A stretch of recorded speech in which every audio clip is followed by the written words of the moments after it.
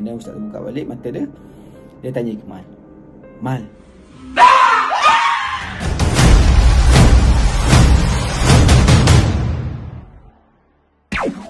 Bismillahirrahmanirrahim.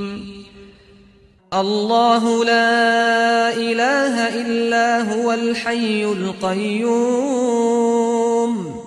لا تأخذه سنة ولا نوم له ما في السماوات وما في الأرض من ذا الذي يشفع عنده إلا بإذنه يعلم ما بين أيديهم وما خلفهم ولا يحيطون بشيء من علمه إلا بما شاء وسع كرسيه السماوات والأرض ولا يؤوده حفظهما وهو العلي العظيم.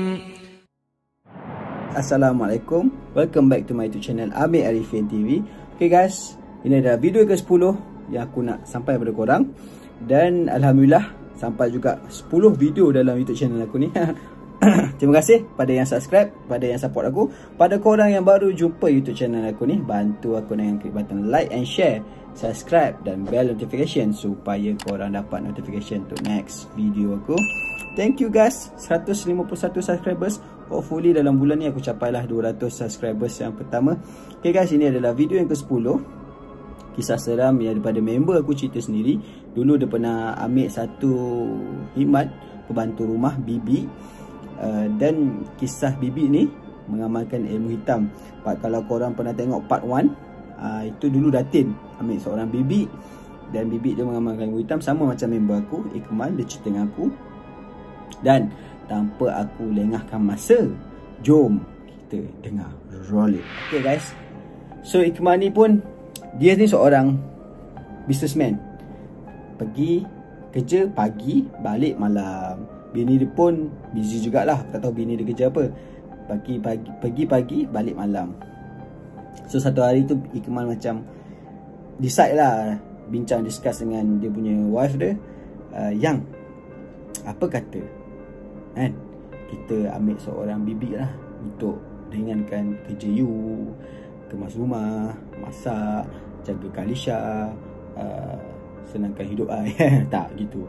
And then wife macam, boy, tak apa yang I boleh buat lagi kerja-kerja rumah ni, I boleh kemas rumah. Tak, I sebenarnya kesian tengok you pergi pagi, balik malam, nak kemas rumah lagi, nak basuh baju lagi. Apa kata kita ambil seorang bibi nak? So bini kata, nak ambil bibi mana? Tak yalah bibi, kita boleh buat sendirilah. Tak, I tengok you penat, tak cukup tidur, tak cukup rehat. So bila desakan Ikmal ni terlampau banyak, bini dia pun macam okey lah, ambil lah. So Ikmal pun decide untuk ambil seorang bibi pembantu rumah. Macam video part 1 yang aku pernah cerita dulu, si Datin ni ambil bibit dekat agensi tak berdaftar betul. So yang part 2 ni, si Ikmal ni ambil bibit dekat agensi yang berdaftar. Ni berdaftar dengan tak berdaftar dululah. So bila seminggu awal bibit tu berkhidmat dekat rumah Ikmal, macam biasalah, rumah Ikmal ni sangat-sangat besar. So bibit pun terkemaslah rumah, masak, jaga Kalisha, si anak Ikmal ni lah. Lama kelamaan si wife Ikmal ni rasa macam tak sedap hati. Yang I rasa macam something lah dekat rumah ni, macam tak sedap lah. Bila kita ambil bibi ni macam tak sedap. I rasa macam ada someone yang tengah perhatikan I, gerak-gerik I. You tak rasa macam tu ke? So Ikmal macam tak ada pun. Okey je. And then bibi ni buat kerja pun okey, kemas rumah, masak, masakan dia pun sedap. Okey lah, bagi I okey.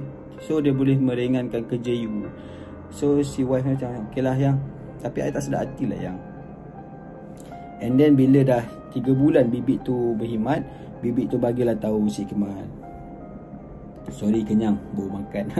So si Ikmal kan, kenapa lah bibik ni nak mengadu kan. So bibik bagi tahulah, Tuan, sebenarnya saya tak mampu nak kerja macam ni, rumah besar. Apa kata tuan ambil seorang lagi bibik? So Hikmah pun berbincang lah dengan wife dia, yang I rasa macam kesian lah tengok bibik ni. Apa kata kita ambil lagi seorang bibik, bantu dia pula, dia umpama ketua pada bibik. Macam tu. At first we have a catapult. So si Hikmah pun dah bincang-bincang. Bini dia pun okey lah, suka hati dia nak buat apa, I okey je. Sebab masa 3 bulan tu, bibik dia memang dah buat kerja dah pun.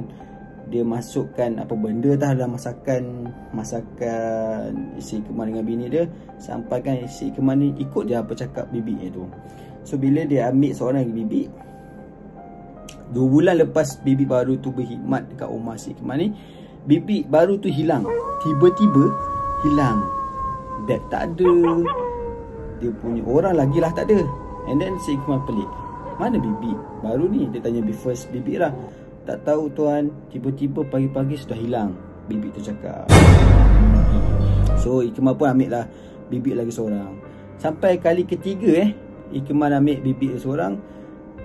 First hilang, second hilang, third hilang, tak tahu pergi ke mana. So Hikmah kata tak apalah, Rosnah, nama dia Rosnah. Tak apalah Rosnah, biar si bibik yang first ni lah, awak kerja lah seorang-seorang. Sebab saya tak tahu kenapa bibik baru semua hilang. Maybe saya punya gaji tak cukup kot, si Hikmah cakap macam tu. So si bibik ni tak tuan, saya okey je, dan layanan tuan pun baik. So satu hari tu, bini dia si Hikmah ni ambil cuti. Dan bila Hikmah ni balik petang tu, and then bibik dia bagi tahu tu, si wife si Hikmah ni jatuh tangga. Dan Hikmah pun orang kata apa, kelam kabut, hantar si bini ni pergi hospital. Bila masuk hospital, doktor mengesahkan tak ada apa-apa luka dekat kepala, dekat badan, tak ada apa-apa luka lah. Dan bini si Hikmah ni dalam keadaan koma, tak bergerak. Dan si doktor kata macam, Mal, saya dah punya report ni, bini awak tak ada apa-apa masalah, so kita biarkan dulu sampai dia sihat. Sebulan tak terbangun, tak jagalah bini dia, tak sihat lagi. Kali kedua tak tersedar, kali tiga pun tak sedar lagi, 3 bulan tak sedar lagi. So doktor macam pelik lah. And then doktor bincang dengan si Hikmah ni. Dia tanya Hikmah, awak tak ada ke buat rawatan lain selain daripada pergi hospital? Selain pergi hospital lah, maybe pergi buat rawatan perubatan Islam ke, kan?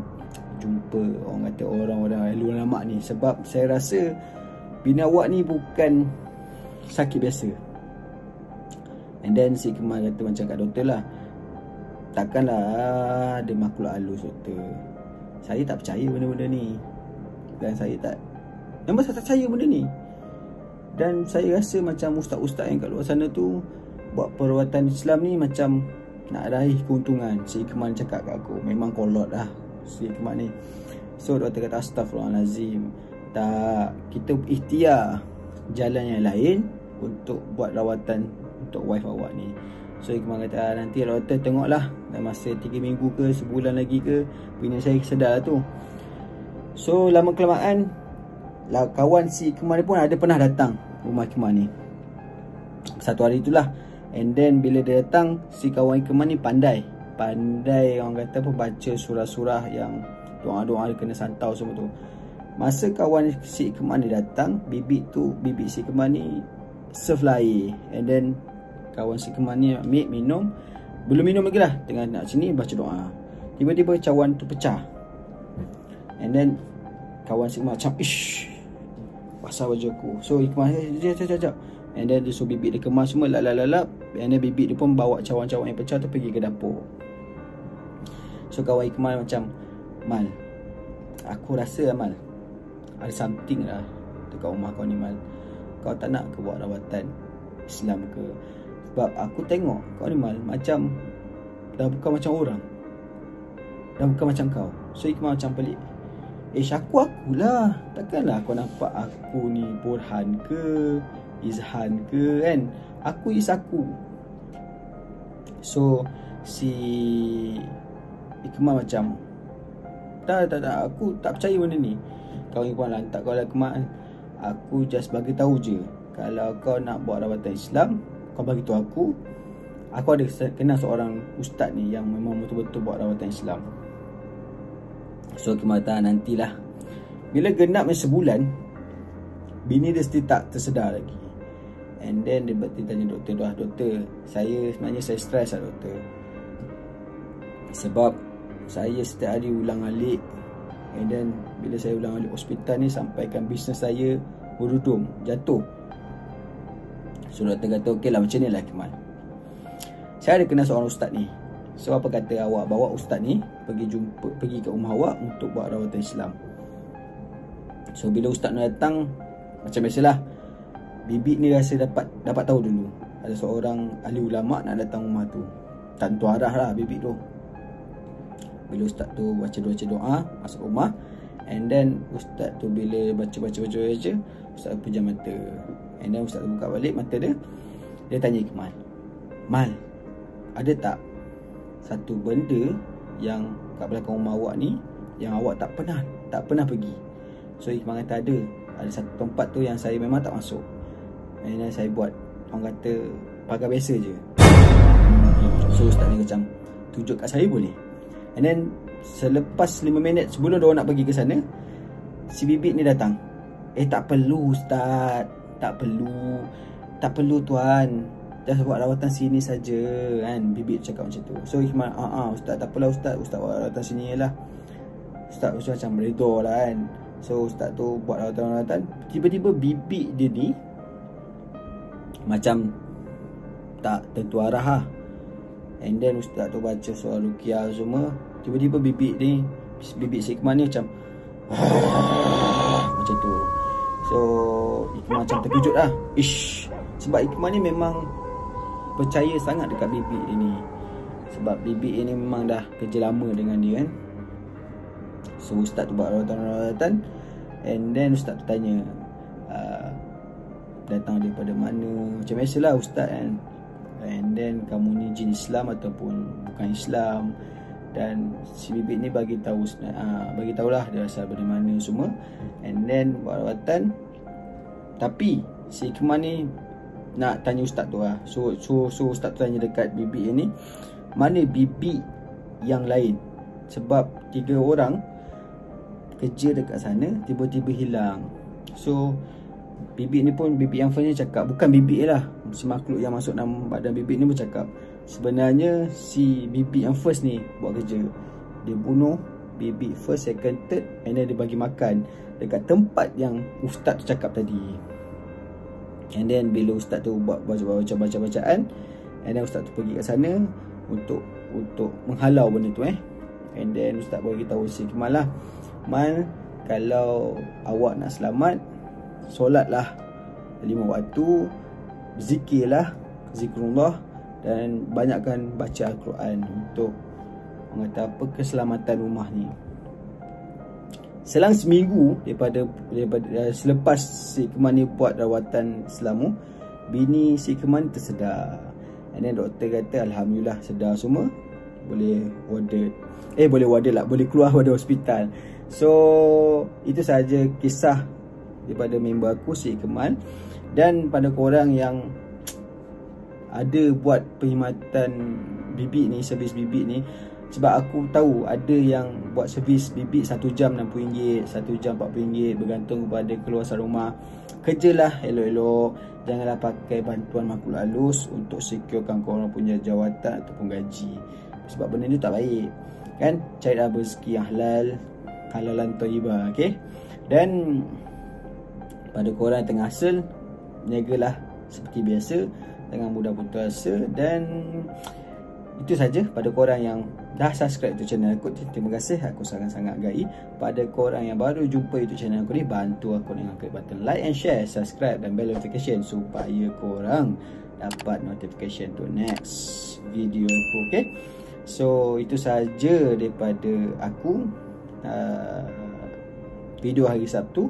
Sorry sebab semalam aku tak update, aku tak upload sebab cerita belum siap lagi. So ini saja kisah daripada aku. Terima kasih dan Assalamualaikum warahmatullahi wabarakatuh.